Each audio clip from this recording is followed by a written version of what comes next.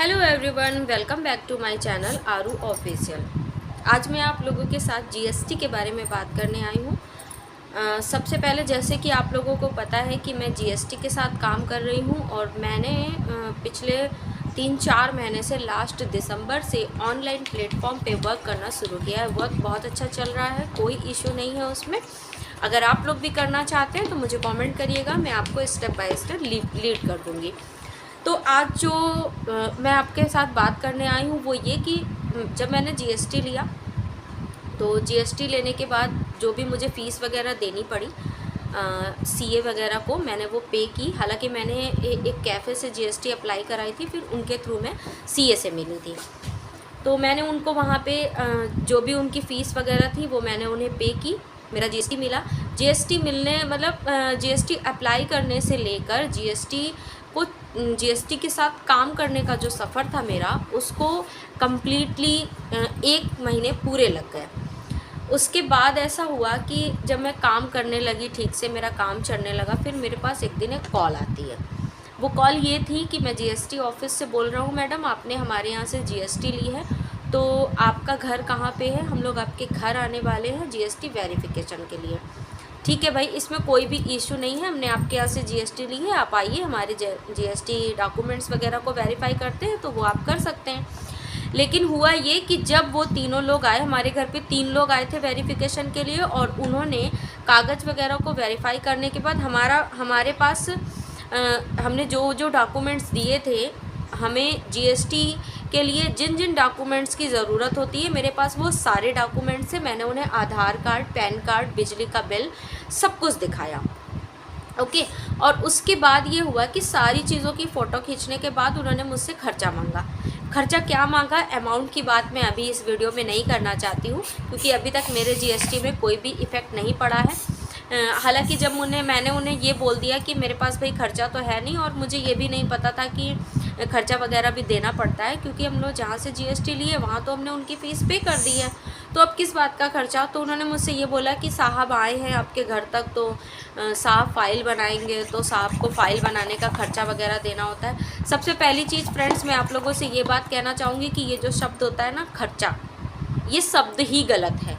अगर वो लीगल पैसा मांगते हैं तो उसमें खर्चे की कोई बात नहीं आती है, वो डायरेक्ट बोलेंगे कि हमारी ये फ़ीस है, आपको ये फ़ीस देनी है।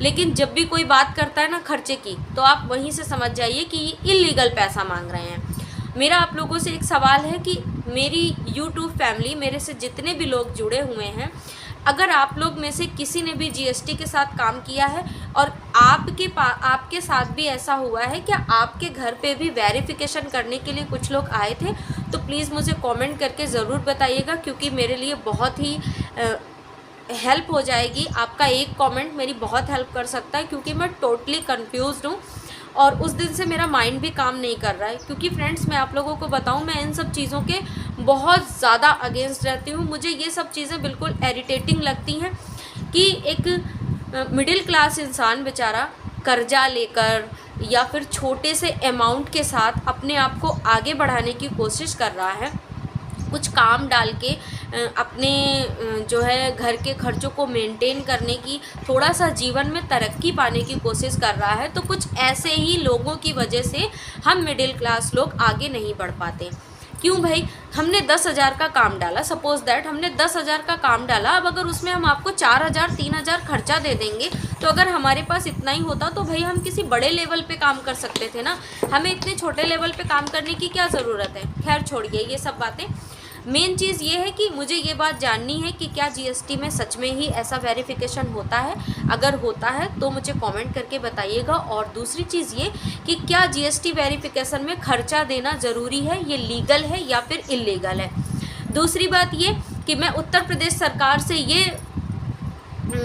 सवाल करना चाहती हूँ, या फिर मैं ये रिक्वेस्ट करना चाहती हूँ, आप सवाल समझ लीजिए या रिक्वेस्ट समझ लीजिए। मुझे ये बात जाननी है कि क्या आप अपने एम्प्लॉयज़ को सैलरी नहीं देते हैं।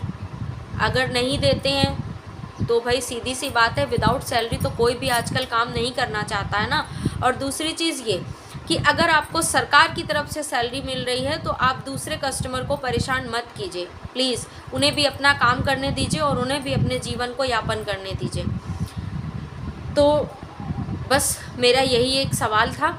और फ़िलहाल मैंने खर्चा नहीं दिया है और ना ही अभी तक मेरी जीएसटी में कोई इफ़ेक्ट पड़ा है। हालांकि वो मुझे बोल के गए थे कि जब तक आप खर्चा नहीं देंगी, खर्चे की व्यवस्था नहीं करेंगी, तब तक आपकी फ़ाइल ऐसे ही पड़ी रहेगी, फ़ाइल को आगे नहीं बढ़ाया जाएगा।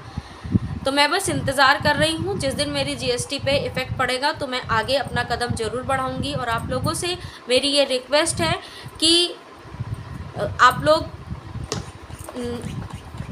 मेरे सपोर्ट में प्लीज़ खड़े रहिएगा और मेरा साथ दीजिएगा।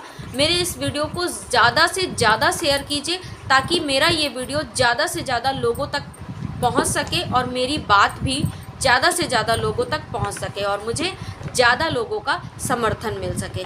तो आप भी मेरा साथ ज़रूर दीजिएगा और मुझे कमेंट बॉक्स में कमेंट करके ज़रूर बताइएगा कि क्या आपने भी जीएसटी लेने के बाद वेरिफिकेशन अफसर को खर्चा दिया है। मैंने तो नहीं दिया है और ना मैं देने वाली हूँ। जब तक मुझे ये चीज़ क्लियर नहीं हो जाती कि ये लीगल है या इलीगल, मैं नहीं दूँगी।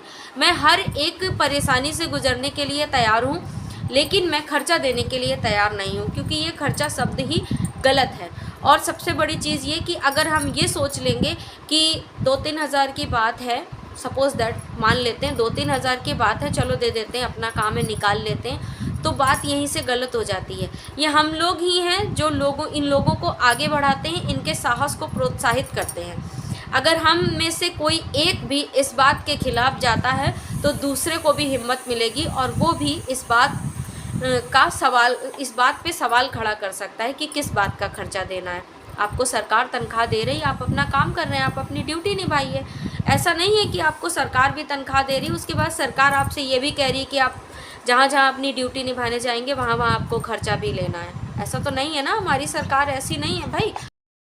तो फ्रेंड्स, अगर आप मेरा साथ देना चाहते हैं तो मेरे इस वीडियो को लाइक कर दीजिएगा, मुझे कमेंट कर दीजिएगा। अगर आपने अभी तक चैनल को सब्सक्राइब नहीं किया है तो सब्सक्राइब कर लीजिएगा और मेरे इस वीडियो को ज़्यादा से ज़्यादा शेयर कीजिएगा और मेरे साथ बने रहिएगा।